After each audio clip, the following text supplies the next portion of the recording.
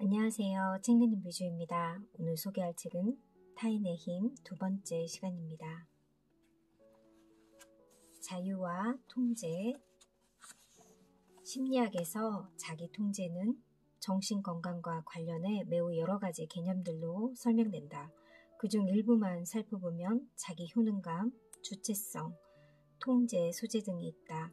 이는 자신을 스스로 통제할 수 있다는 인식을 의미한다. 비즈니스 리더든 개인이든 부모든 배우자든 혹은 병원에 입원한 환자든 일단 1번 아이언이 당신의 손에 있다는 사실을 깨닫게 되면 다음 단계로 나아가 돌파구를 찾을 수 있다. 비즈니스에서 당신의 영향력이나 의견 혹은 자녀에 대한 훈육 등은 모든 관계에서 적어도 자신의 영역은 100% 스스로 통제할 수 있다. 자기 효능감은 인간이 가진 어떤 능력에든 일정 부분 영향을 미치는 중요한 요소다. 자기 통제와 개인적 능력이 전적으로 자기 자신 그리고 자신이 어떻게 하느냐에 따라 달려있다고 본다면 이는 맞는 말이다. 하지만 자기 통제와 능력이 타인과 전혀 관계가 없다고 본다면 이는 틀린 말이다. 자기 통제에 대한 이해. 나는 골프 선수이자 심리학자, 자기개발 코치로서 잭 니클라우스가 지닌 탁월한 자기조절 감각에 늘 관심을 가져왔다. 잭은 매 경기마다 상대방의 점수와 상관없이 자신이 통제할 수 있는 자신의 경기에만 집중했다. 가끔은 잭의 그런 능력이 엄청난 승부욕 때문이라고 생각했다. 그게 아니라면 그와 같은 대단한 통제력이 어디서 나오겠는가? 하지만 최근에 나는 또 다른 실마리를 얻게 됐다. 인간의 능력을 뒷받침해주는 심리적 건강함을 보여주는 자기 통제, 주체성, 자기 효능감은 타인과의 관계를 통해 구축되고 지지된다. 당신의 능력이 얼마만큼 급상승할지는 자기 통제력을 강화하는 코너 파트너를 찾는 데 달려있다. 자기 통제력은 타인들이 우리에게 제공하는 다음과 같은 여러 기능들을 통해서 개발된다. 지원, 성장, 존중, 책임의식.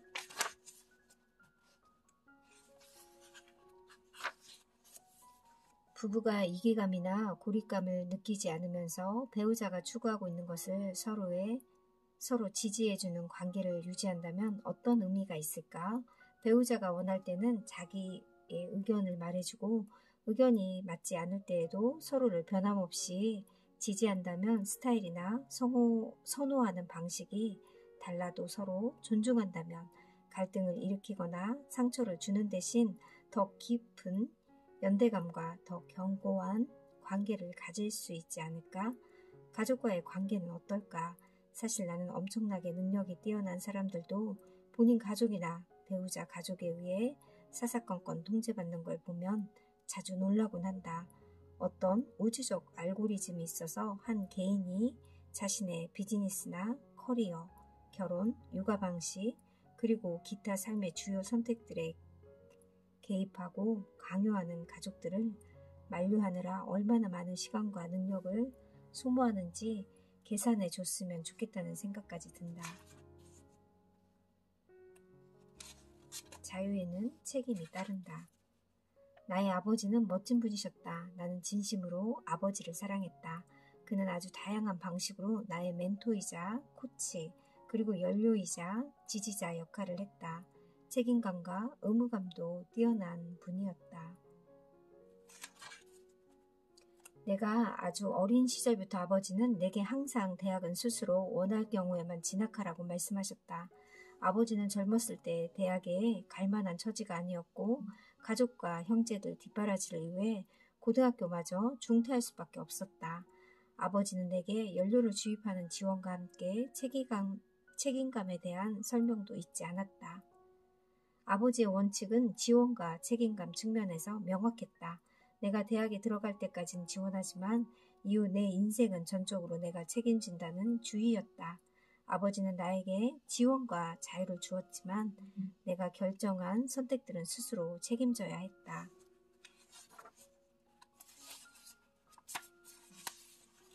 책임감과 기대감. 어떤 종류의 일을 수행하든 가장 자주 듣게 되는 말 중 하나가 책임감을 가져라라는 말이다. 일반적으로 이는 자신이 택한 결정과 행동, 그리고 결과의 책임을 다 하는 것을 의미한다. 행복한 결혼 생활에 대한 연구 결과를 봐도 서로가 자주, 때로는 하루에도 여러 번 연락하는 사람들이 원만한 부부관계를 누린다. 배우자의 현재 상태를 잘 알고 있기 때문이다. 경영진 그리고 상사와 부하 직원의 관계에서도 마찬가지다. 그게 어떤 의미든 그리고 얼마나 중요하든 늘 현재 상태를 파악하라. 뇌의 피드백, 누군가가 당신의 능력을 개선하도록 돕는다는 명목으로 당신에게 소리를 지르거나 당신을 깎아내리고 야단친 적이 있는가? 대부분 그런 경험이 있을 것이다. 다음 중 어떤 쪽이 더 부각되었는가? 피드백 그 자체인가 아니면 당신의 감정인가? 상대방인가 아니면 당신 자신인가? 말할 것도 없이 당신이 들은 내용보다 그때 느낀 지독한 감정에 훨씬 더 많은 영향을 받게 된다. 정작 중요한 사항인 피드백의 내용은 더 이상 당신의 관심사가 아니다. 하지만 이런 측면도 생각해보자. 당신을 향해 소리 지르는 사람과 당신을 향해 미소 짓는 사람이 있다면 당신은 누구의 피드백을 수용하고 싶겠는가? 연구 결과에 따르면 인간의 두뇌는 긍정적 메시지와 부정적 메시지가 5대1 비중인 피드백에 가장 잘 반응한다. 연구를 비즈니스로 한정했을 때 이상적 비율은 사실상 6대1이었다. 최고의 능력을 발휘하는 사람들은 거의 6대1 비중으로 긍정적 피드백과 부정적 피드백을 받지만 능력이 최저치인 사람들은 그의 반대로 1대3의 비중으로 긍정적인 피드백과 부정적 피드백을 받는다.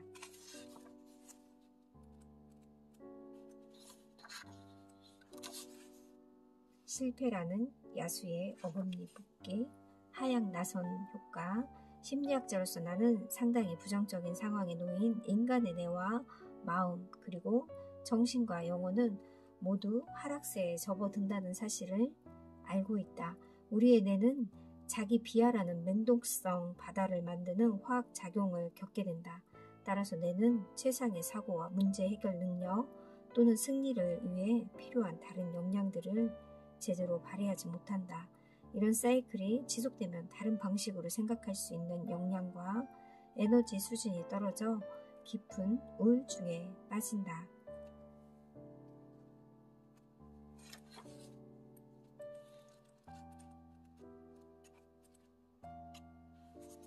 관계의 버뮤다 삼각지대.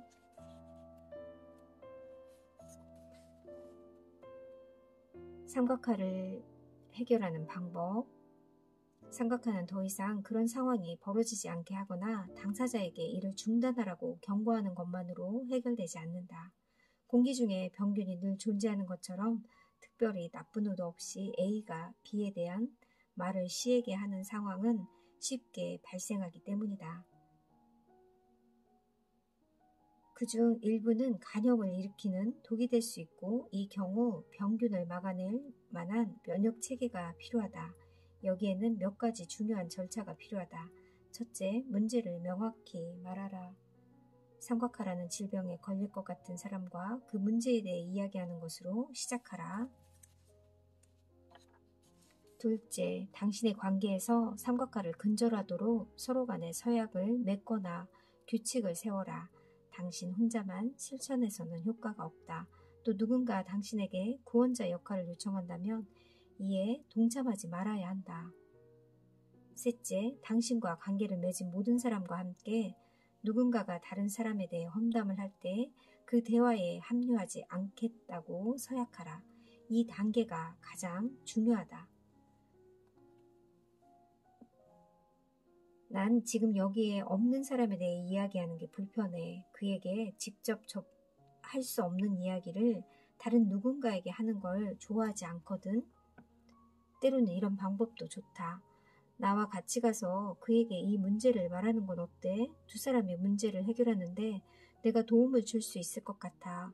그의 등 뒤에서 이야기하는 것보다 더 쉽게 해결책을 찾을 수 있을 거야. 예민한 사안은 모두가 함께 이야기하기로 약속하는 것이 가장 바람직하다. 다음에 한 문장이면 된다. 이 문제는 팀 전체가 함께 해결하는 게 좋겠네요. 혹은 사람들 모두가 회의실에 들어오면 얘기합시다.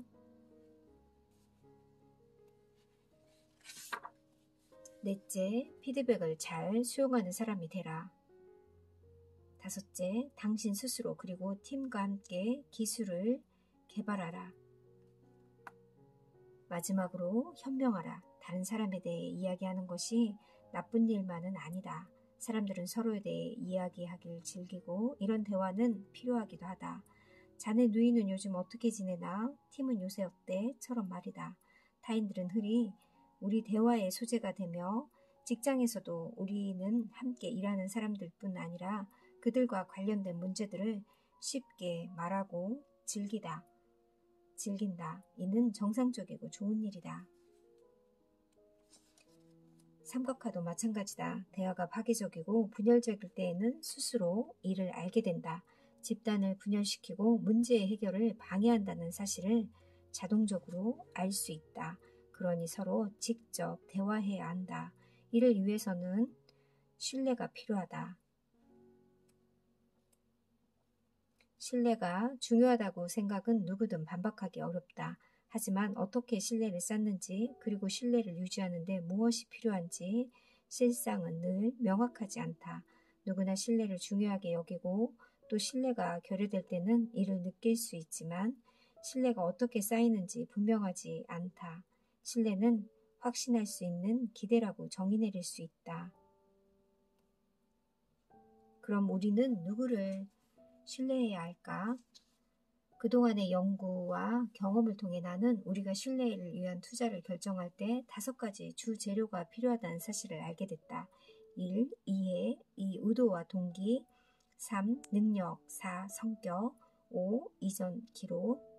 이해, 우리는 자기 자신과 전후 사정, 자신의 상황과 욕구, 그리고 우리의 힘을 솟게 하는 것과 힘을 꺾는 것을 잘 이해한다고 여기는 타인들을 신뢰한다. 그런 타인들은 진정으로 당신을 이해하면서 당신의 말에 귀 기울이며 배려하고 당신은 그들에게 기꺼이 마음을 연다. 관계로 얽힌 대부분의 문제들에는 서로 반대되는 면이 동시에 존재한다. 이를 파악하는 과정은 정말 매혹적이며 그에 따른 실질적 결과, 즉 매출과 수익, 재고, 협력 증대, 조직 문화 개선, 인적 개발 등 확인하는 것도 보람 있는 일이다. 이보다 더 큰 성취감을 주는 건 인간관계가 어떻게 성장하고 더 깊어지는지를 목격하는 일이다. 의도와 동기, 우리가 누군가, 특히 우리에게 매일 보는 가족이나 친구, 상사 혹은 낯선 이를 만날 때 무의식적으로 그 사람의 얼굴과 몸짓을 읽고 목소리 톤을 가늠함으로써 그 사람이 나에게 호의적인지 아닌지를 결정한다. 이는 인간의 습성이다. 신뢰란 가려운 곳을 진정시키는 연고와 같다. 누군가가 우리 편이라고 생각되면 그들이 하는 말과 행동은 우리를 돕기 위한 행위로 여겨진다. 우리 자신을 진심으로 이해하는 것처럼 보이는 사람들을 발견하면 다음으로 그들의 동기를 파악해야 한다.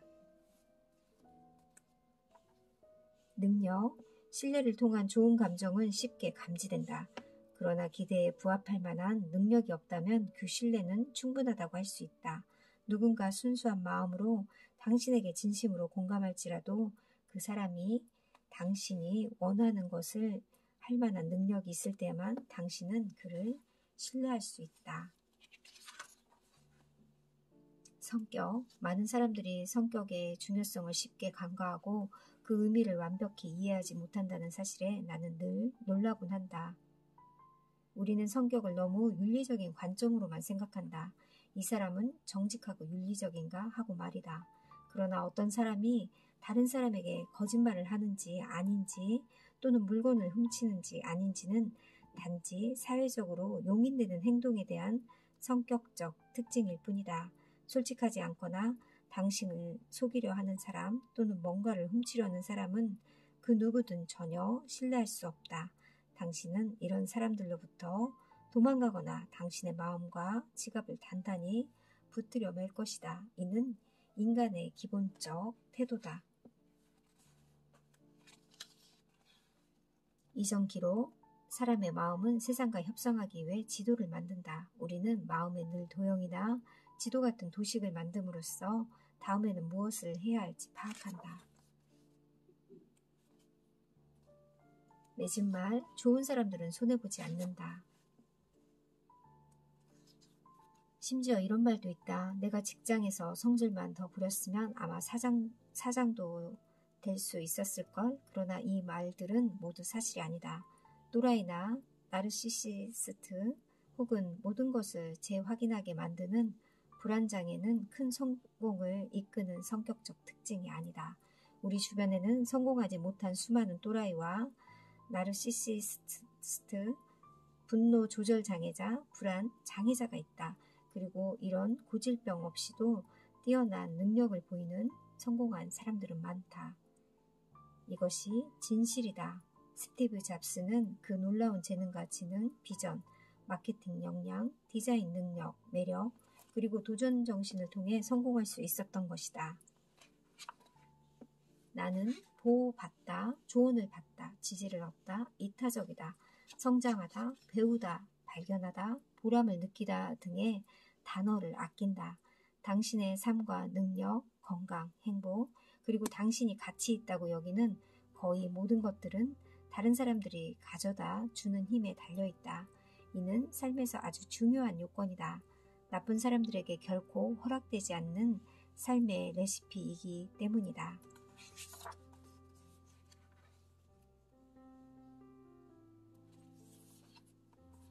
한 단계 더 성장하고 싶다면, 조직을 탁월하게 운영하고 싶다면 타인의 힘, 관계의 기적을 이용하라고 합니다. 혼자 이루는 성공은 정말 없는 것 같습니다. 늘 타인과 공존하면서 사는 게 바로 사람인 것 같고요. 좋은 사람들을 볼 줄 아는 그런 능력을 키우는 것도 중요한 것 같고요. 이 책의 뒷부분에 좋은 이야기들이 참 많아서 뒷부분에 저는 더 관심을 가지고 읽었습니다. 타인의 힘이 어떤 힘을 발휘하는지 궁금하다면 이 책을 꼭 한번 읽어보길 바랄게요. 감사합니다.